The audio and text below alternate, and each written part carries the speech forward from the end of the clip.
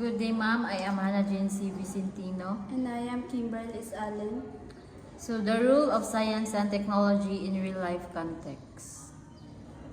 The first question is, how do science and technology affects your daily life as a student, family members, and member of society? Reflect on specific examples of how they have helped you solve problems, make decisions, or perform everyday tasks. So science and technology is makahelp gid siya sa akwa adlaw-adlaw isip isa ka estudyante.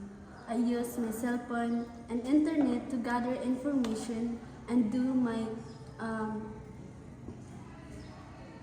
assigned tasks. And also, makahelp po na siya sa akong family to communicate their relatives and makahelp po niya sa atong community to solve the problem which is kanang mogamit sila og communication pamaagi sa internet. Second question. Why are science, technology, and innovation important in addressing national problems and challenges? Choose one issue affecting the Philippines and explain how science and technology can contribute to possible solutions. So, ang akong answer ana is ang poverty diri sa Philippines kay the science and technology and innovation is important in the government kay makatabang siya makatabang siya nga masabtan nato bitaw ang unsa ang problema o makakuha po ta og solution makuan po nato ba di ba makuha nato ang makita nato through technology nga mao ni siya ang problema kaning poverty. So at tungod po sa technology maka-find pud bitaw ta og solution dayon they can provide useful information pod and it help the government improve more programs nga ginahatag sa ato sa government. So mao ni siya akong pili nga major siya nga problem ang poverty kay tungod kay kuan manggod pareha nang sa mga urban areas kanang sa mga bukid. So kanang wala man gud sila yung mga access gyud nga mga technology dira kay mga pobre ra lagi. So kinahanglan ang government is mag-provide sila og technology bitaw nga makatabang sa mga pobre para maka-communicate bitaw para makahatag sila og better services kanang maka-access sila sa education, sa job, healthcare o uman pa nga mga government services nga ginahatag sa ato sa gobyerno. So muna siya mas kuan ko nga poverty ang isa gyud sa kanang problema diri sa Pilipinas. So the third question is, how do science and technology contribute to the development and progress of the Philippines? Reflect on their role in improving the economy, public services, education, healthcare, and the quality of life of citizens.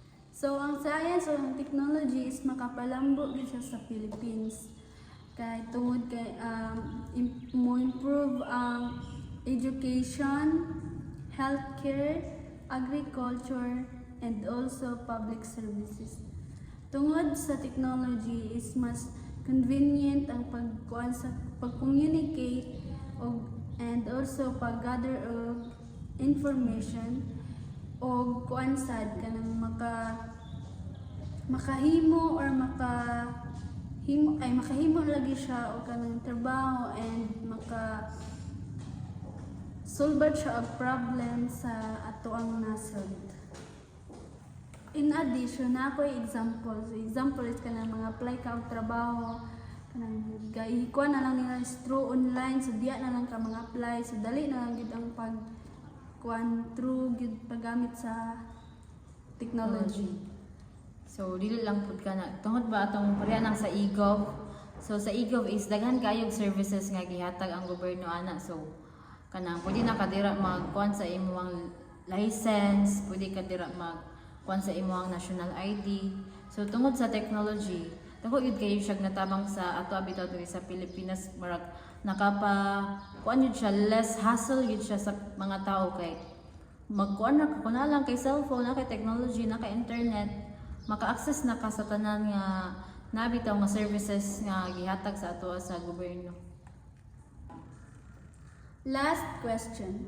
How can science and technology help promote inclusive and sustainable nation buildings? Reflect on how technological development can benefit different communities, including those in rural and underserved areas. So, for me, science and technology can build a better country kay kanang pareha nang sa education bitaw makakuan sila og education, healthcare, communication and government services that kanang maka-avail ang people. So, pareha ra gyapon sa among nga storya ganina nga kanang ang makakuan gyapon siya badako gyapon kay siya og tabang sa tanan gyud kay murag ang mga tao bitaw kay pobre gyud kayo og wala gyud technology. So ang akong example ani is rural areas or kanang sa mga bukid gyapon, same sa ako ang example sa last nga question. So sa bukid kay kanang dili man gyud siya accessible gyud ang kuan dadto, dili kanang kuan gyud ang premium lang ilang internet. So naay part dira nga diri na internet, diri wala gyud. So kuan siya dapat gyud bitaw siya nga kuan maka-access gyud bitaw ang mga tao. So ang technology, so daw siya tabang dili lang pud sa kanang sa mga rural areas, sa pud sa kanang diri sa kanang bitaw diri na sa mga kwartahan area. So for example is kanang sa another example pud ani is kanang sa farmer. So dako gyapon siya og tabang bitaw sa mga farmer ang technology kay parehaan ng nakaitanong nga mais daw kay moingon man din mukuan man dayon ang gobyerno nga El Nino na. So kanang maka-prepare ang mga farmers nga hala kanang naibagyo or kanang ting-init na. So maka-prepare sila nga kanang kailangan nila ikuan ang ilahang mga tanom, mag-ready sila nga unsa ilang angay pangbuhaton para bitaw maka-prepare sila. So daw ka siya tabang yapon sa mga farmers ang technology kay sa unang panahon is wala gyud makalit na lang dayon magbagyo ana wala naka-prepare kay tungod kay wala lagi technology, wala sila access nga